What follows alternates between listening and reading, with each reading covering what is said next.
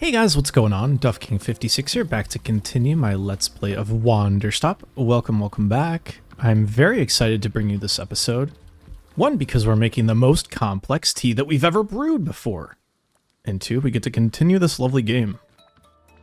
I'm having so much fun, and last time we learned how to make this most complex tea, the Aeon Brew, and we got a very foreboding warning from Nana about Monster.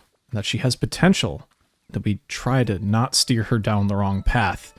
In doing so, we really made her upset. Now she doesn't want to talk anymore, so we'll give her her space. I have a couple things on my list of things I want to do. One, I need to read the damn Dirk Warhard novel. And two, I need to make the Aeon Brew. That's really all I have right now on my list of things that I want to accomplish. So let's not make any mistake. Let's start strong with the brew that we're supposed to make. So, they want only cold water.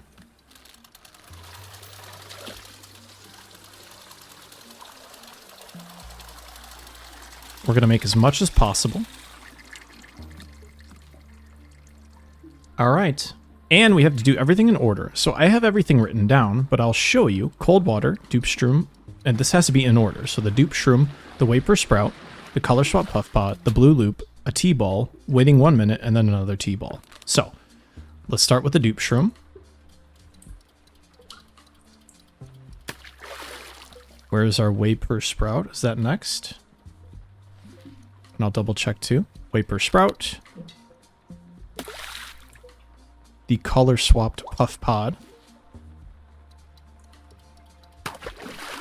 The Blue Loop. We have 1 minute when this T-ball goes in, so I'm going to wait. There we go. All right, so we wait a minute. I've got a timer here. Oh, it's a beautiful looking thing. So we'll get this ready to go for when that minute is over. I'd run around and stuff, but I'm really worried about my own acumen screwing things up, so I'm not going to do that. But all we have to do is add this last T-ball after 60 seconds has elapsed. And then hopefully the tea will be done and perfect. I almost want to give it to a Pluffin as well to get some really nice color mixing going on. So I will definitely keep that in mind as I look at my timer every 2 seconds. Let's see here. I can't turn while I'm on here, so I can't see if Monster wants to talk again, but something tells me it might be a minute. Let's go at 5 seconds here. Alright, there's the second T-ball. We've successfully, hopefully, made this beautiful drink. We've got beautiful teacups to use. There should be one here that good old Nana used. And I do want to wash this off. I'll probably feed the Pluffin this if I have a second. But let's do this one here for now. It's so pretty. I feel like, first of all, that wasn't an overpour, but it was. I held on just a second too much. Not even a second, a split second, if you will. Let's bring this out this way. And finally give the Aeon Brew to this magical person. Here you go.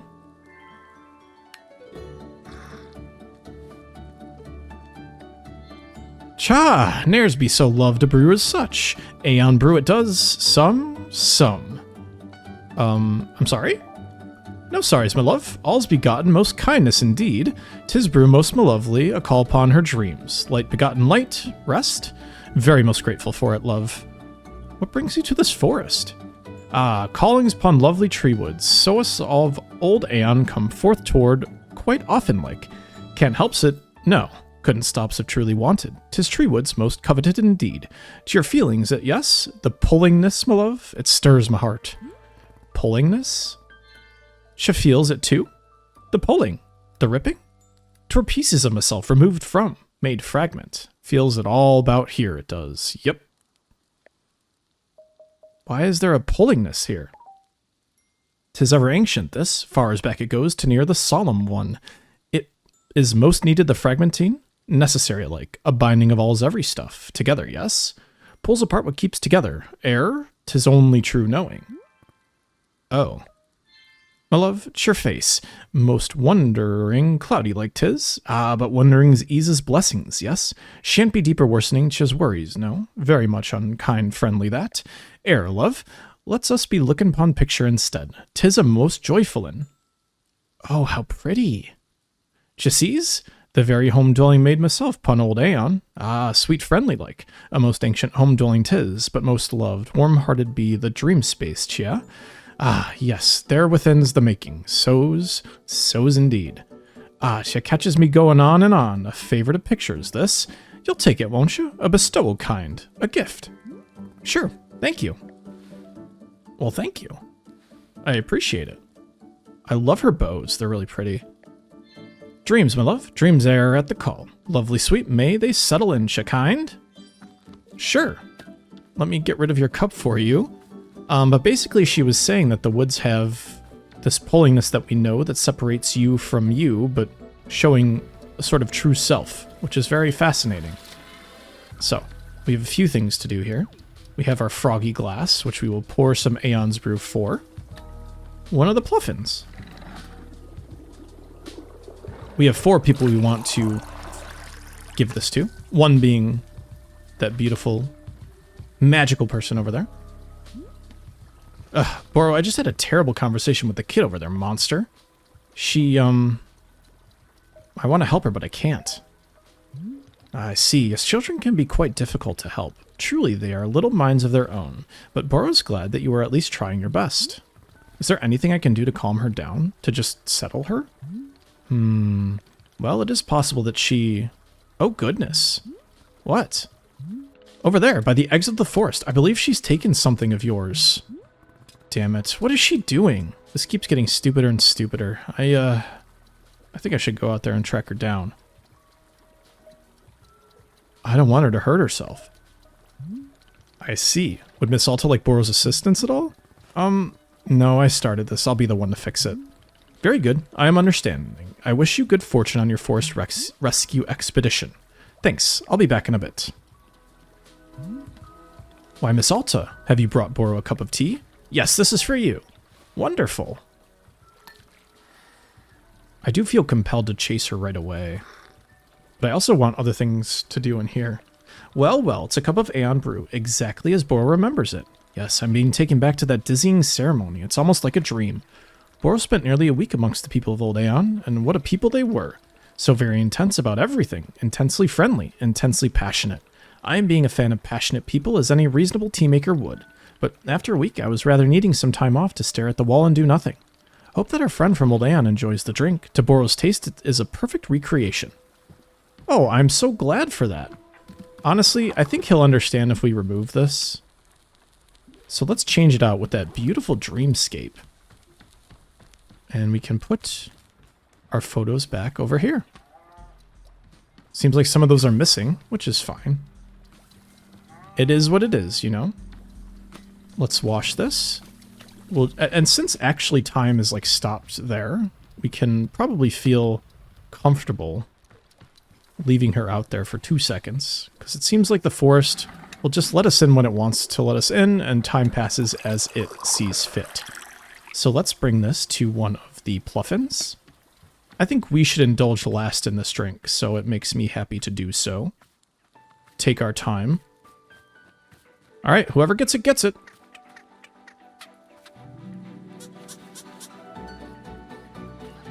Oh, it's beautiful.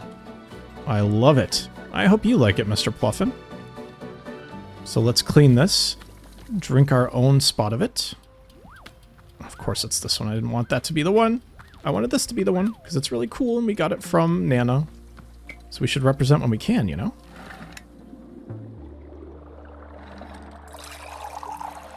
Perfect pour. We can drink our own here. I think now might be the time to go up here and drink a little tea. So let's do it. I wonder if it'll show us the dream that Zenith showed us. Or maybe Gary, I should say. Huh. Interesting. It kind of sends these weird shivers all over your body. But it's not unpleasant. It's sort of, I don't know, invigorating? Like I could stand up and dance or something. Yeah, okay. I can see how you'd use this in a big ritual. It's making me a little jittery and ready to move. Weird. Wow, and now the feeling is just totally gone. You need to keep drinking this stuff pretty regularly to make it through a whole ceremony.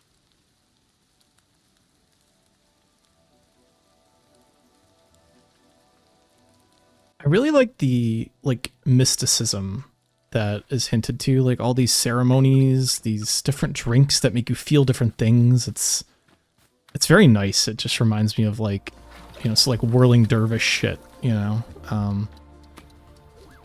Let's bring order back to this area as we go and chase none other than Monster into the woods. We really have nothing else to do but that. We didn't take too much time. I'm not going to read a Dirk Warhard novel while she's out there languishing in the woods. I will clean up, though.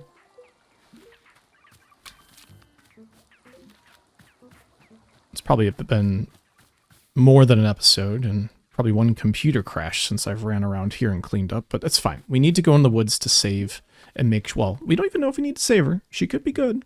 We definitely don't want her to hurt herself, though, so let's go save Monster.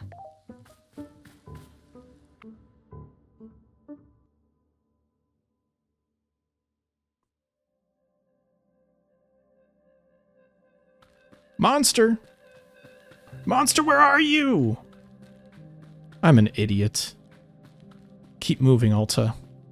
Monster, can you hear me? Oh. Monster, there you are. Are you okay? Monster? Hey, what's going on? Did something happen to you? Why'd your sword get so heavy all of a sudden? I gotta be stronger. What the hell?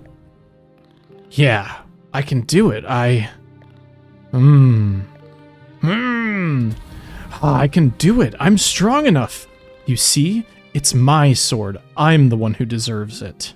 How are you doing this? I wanted it. I wanted to be powerful and I got it. Monster, please, can you give me the sword? I don't want you to hurt yourself. No! You don't care about me. You just want what I got. You can't even carry the sword. That's what you told me. You're just jealous because now I'm strong. You don't like me being strong. I feel so awful without the sword. I need it. No, that's not true. I don't want you to hurt yourself. The sword is heavy and sharp. You can easily hurt yourself if you don't know how to use it. Trust me, I've used the sword for a long time. It's dangerous. I'm not going to hurt myself. If you give me the sword, I'll let you make other decisions. I promise. Liar! You're a liar, and you think I'm too stupid to notice. You can't carry the sword, so now I get it. I get to be in control now. Say it. Say that I get to have the sword. Monster. Say that the sword is mine now. Say it. Hold on. Before you do anything, let's think about this. Alta, this is your sword. It was made just for you. You went undefeated for 3.5 years with it. Without the sword, who are you? You're nothing. You're nobody. Don't you see that? That's not true at all. The sword is your right. Take it back, now, or you'll never be yourself again. But do we even want to be ourself? Like, who is ourself? Lunge and violently rip the sword away from her, or tell Monster the sword is... No, it's hers. I'm just gonna give it up. Yeah, it's yours. Really? I get to keep it forever? Yes, maybe I don't even deserve the sword. I'm so stupid. I screwed up. I screwed up so badly. It's mine! It's mine! Yes! I get to do whatever I want. I get to be a fighter. I get to fight anybody. Nobody gets to tell me what to do again, ever. Nobody. Ha ha ha, I did it. Okay, what's the best thing to do? What's the best kind of stab to do? Do I swing like this? That seems good. Yeah, okay. I think I'm getting the hang of it. Ugh, your dang sword. Why is it always getting so heavy all the time?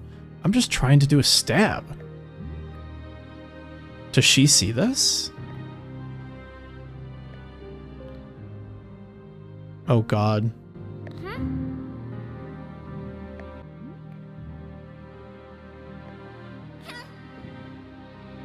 Oh. She can see her.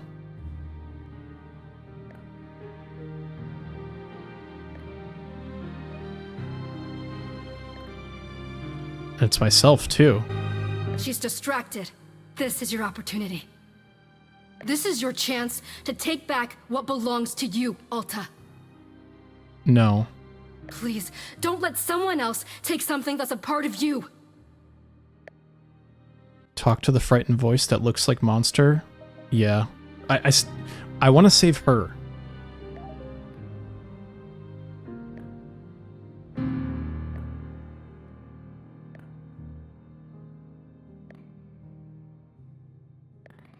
Hey, are you okay? Are you scared? What are you scared of?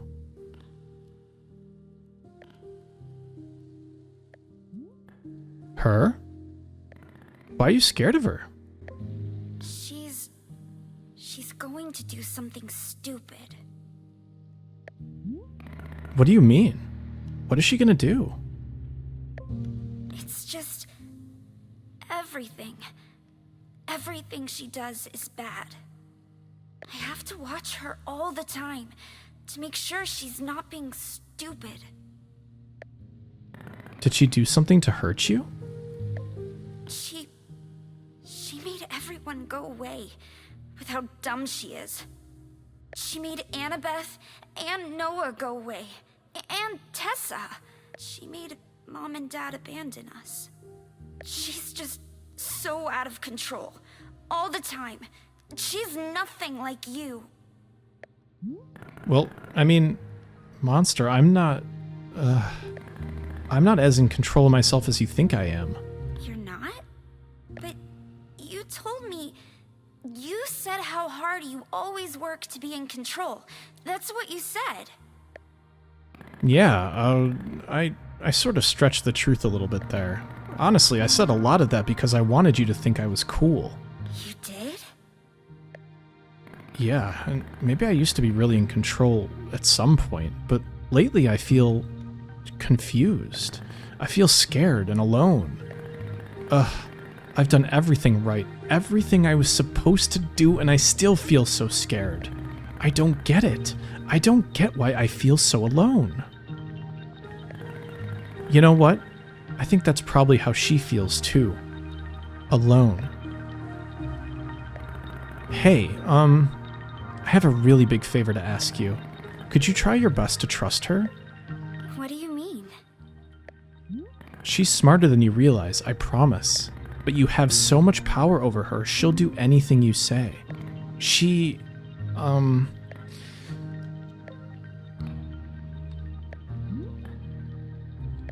Please, can you let her make some of the decisions? Can you give her a shot? I think she really wants you to trust her. Really?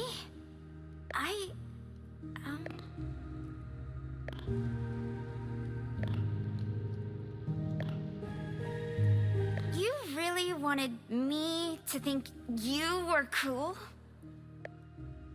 Smiling right now. Yeah, I did. Huh.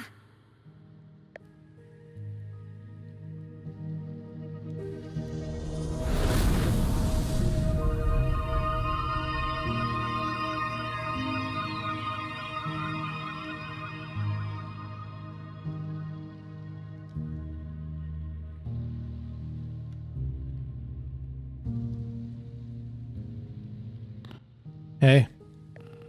Am I good? Are you good? What do you mean? Like, am I good as a person? Do you think I'm good? Yeah, of course. You're weird and you're stubborn, but I like that for some reason. I think it's because you remind me of me when I was a kid. Really? Yeah, absolutely. You're actually a lot like how I was. Huh. Okay. Monster, do you believe me when I say you're good? Because I mean it. You're good.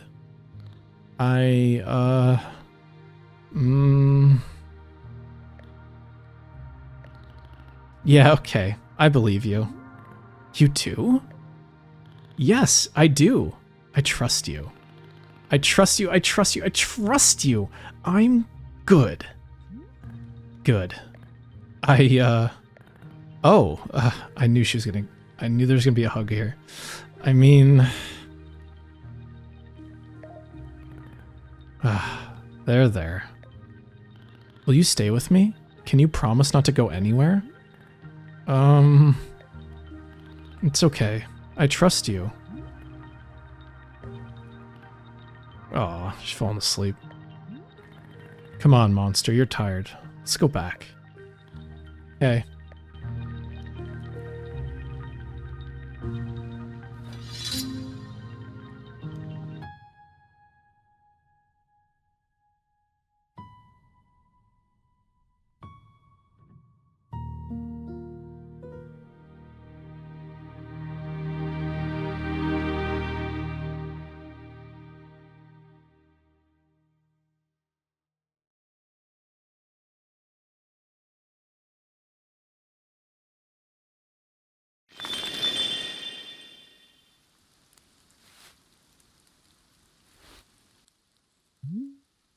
Ah, glad to see you coming back around, Miss Alta. Did I fall asleep? Indeed, shortly after you returned to the clearing, the two of you both seemed quite tired.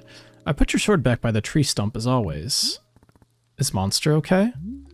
Indeed, she napped ferociously for a time, but now she's being up and about. Perhaps you should go say hello to her. She's certainly one who loves to talk. Yeah, sure. Is everything being okay?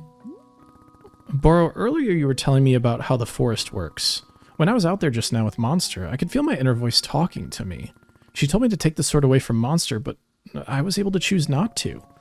How is that possible? She never backs down when I tell her to. Yes, just like you said, Boro suspects this is the forest separating a thing into its pieces. For just a moment, you got to have some breathing room from this voice. But once I leave this forest, the separation will end, right? Yes, that is right, and the decision not to obey may become as hard as it was before. Oh. I guess somehow I thought going through all this would, like, change me in a more permanent way. Yes, I'm understanding very much. The forest is giving you no fixes. All it can be doing is to give you some new information. To be able to see something is perhaps not as pleasant as being able to fix it, but if you're wanting Boro's opinion, seeing is a wonderful first step.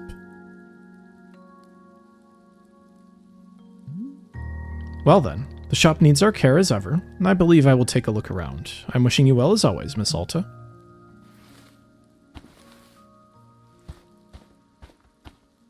I can feel the story gripping and gripping and gripping me, and that was a really, really touching scene with Alta and Monster.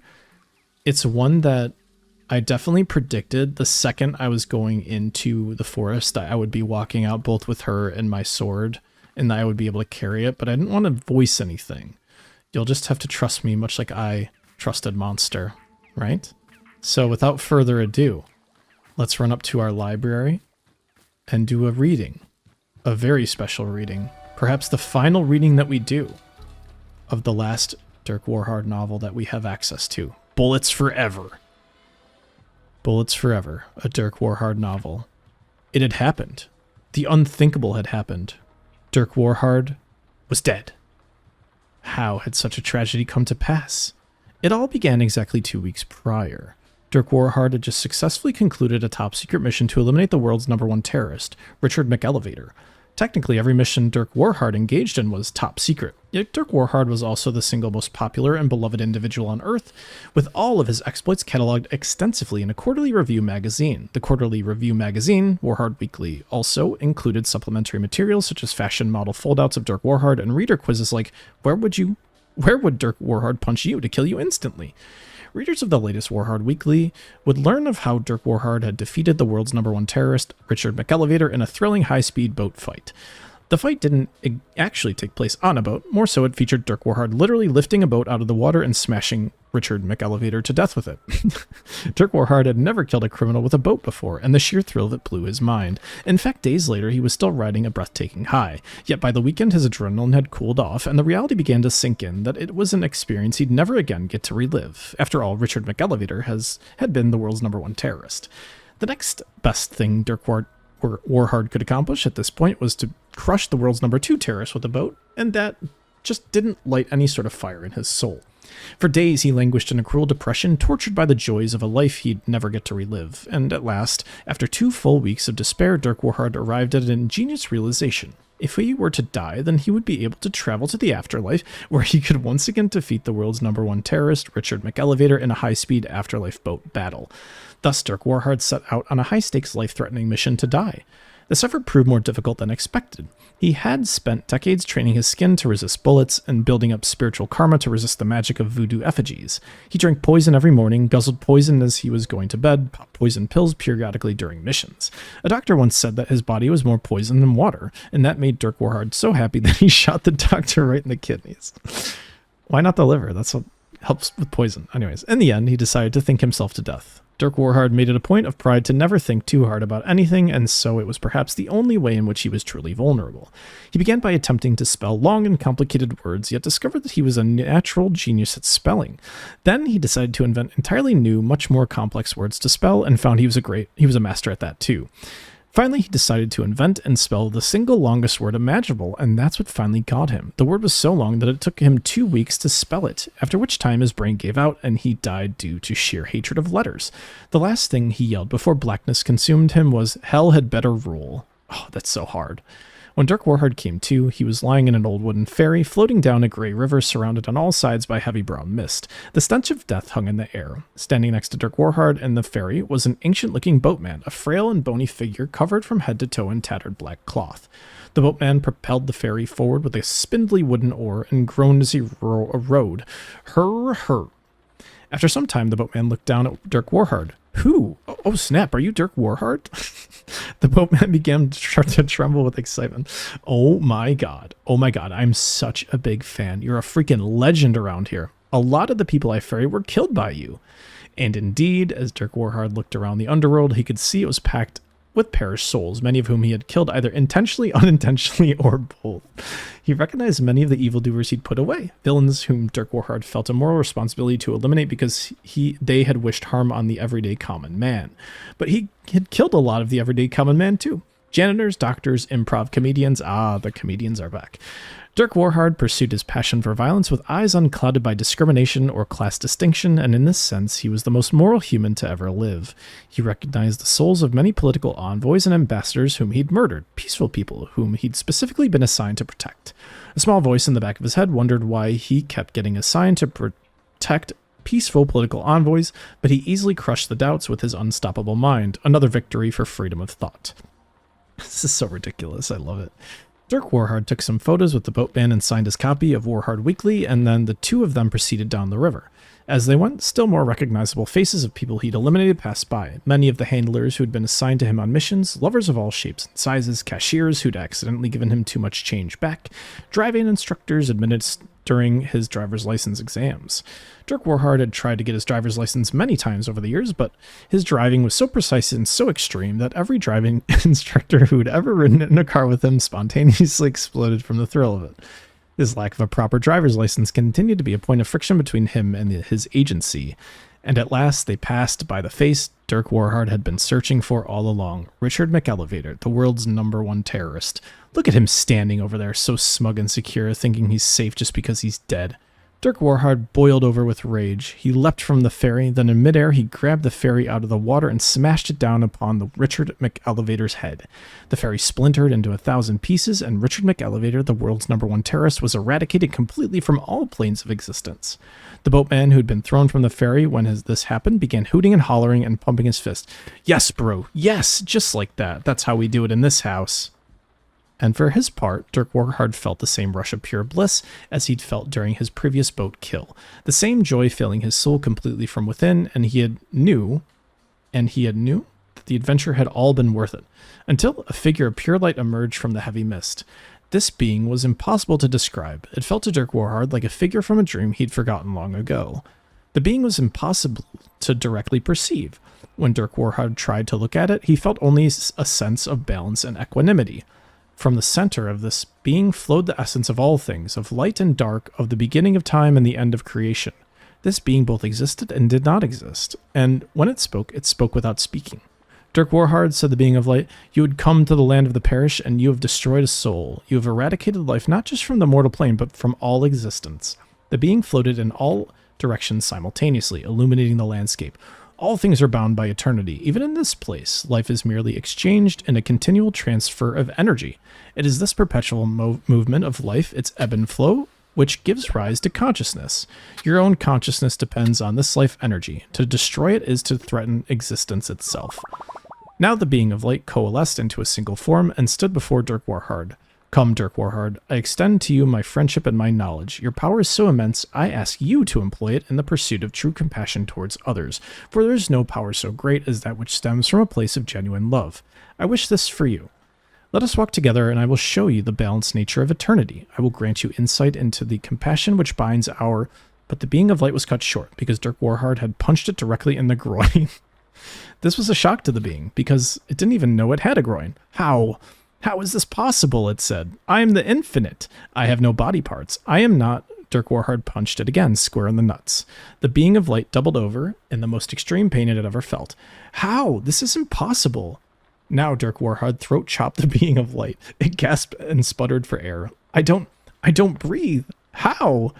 Dirk Warhard clambered up on the being's shoulders, put an arm around its neck in a headlock, and slowly twisted. Send me back to the world of the living, he screamed. Send me back or I twist until you snap like a twig. He applied even more pressure. Please, no, gasped the being of light. Please, I'll do anything. Just let me go. The being of light pulsed with a golden glow, and Dirk Warhard felt his body begin to rise. He let go and ascended upward out of the heavy brown mist back toward the land of the living. The last things he heard were the being of light breathing in huge heaving gasps, and the bony boatman yelling, "Are you freaking kidding me, bro? Yes, yes!" When Dirk Warhard returned to his body, he discovered that the adventure had given him a new perspective on life. Going against his general distaste for thinking, he reflected on the fragility of human existence and how easily a life is taken. He felt a weight in his chest when he thought about all those perished souls who'd never again breathe fresh air, who'd never walk in the grass, nor spend cherished time with the ones they love. And so, with his new outlook on mortality, Dirk Warhard decided that he would live forever. After all, he's already been to the afterlife once, and to be honest, it kinda sucked, so he'd rather not go back again. This was a huge relief to decide because it solved a lot of problems, and he felt the weight in his chest lift completely. With another successful mission behind him, he sat down to begin describing his new perspective on life and mortality for his column in Warhard Weekly. He was also the editor-in-chief of Warhard Weekly, so he'd have to be up all night editing and revising his own writing, not to mention inventing a whole new host of complex words, but that was just the way he liked it. He grinned. God damn, it's good to be alive. It was just another typical day for Dirk Warhard. What a beautiful last piece for our library. I'm so happy I could do that. And with that, I bid you all adieu until tomorrow. Thanks so much for watching my Wanderstop Let's Play. My name is DuffKing56. More fun to be had tomorrow. See you guys next time. Peace out and bye-bye.